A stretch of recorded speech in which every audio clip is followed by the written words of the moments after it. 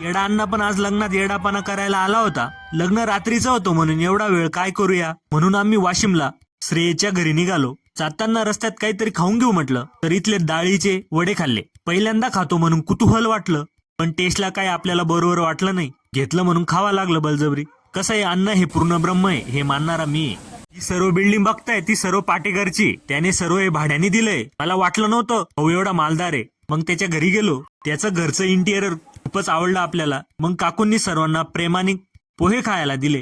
पोहे तर खाल्ले सर्वांनी, पण बॉडीशॉप काय ठेवली नाही डब्यात शिल्लक. फुकटचं भेटलं तर सोडायचं कशाला म्हणून डबल डबल आणलं. नाद करा पण आमचा कुठं. निघताना तणाईच्या वजनाने लिफ्ट कुठे हलते म्हणून त्याला सर्वांनी बाहेर काढलं. नंतर कळालं बाहेरचं बटन कोणीतरी दाबत होतं. पहिले आमचा नंबर म्हणून त्यांना कुठे आपण जाऊन देतोय. आपण पण तिथून थेट लग्नाच्या मिरवणुकीमध्ये नाचायला. नवरदेवाचं पहिल्यांदाच लग्न होत होतं म्हणून भाऊ पण नुसती हवा करत होता ना.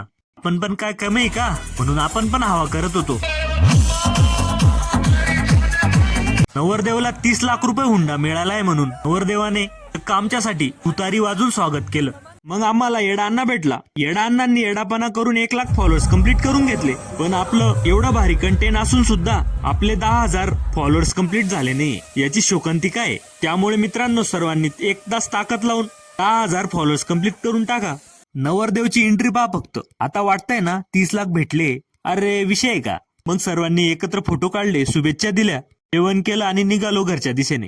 जाताना खरंच वाईट वाटत होतं. 2 दिवस केव्हा गेले कळालंच नाही. एवढ्या दिवसांनी सर्व एकत्र आलो होतो, त्यामुळे सर्व जुन्या आठवणी ताज्या झाल्या. एकत्र भेटलो की खरंच ताकद मिळते. शेवटी एकच सांगतो मित्रांनो, मित्रांमध्ये जो आनंद भेटतो तो कशातच भेटत नाही.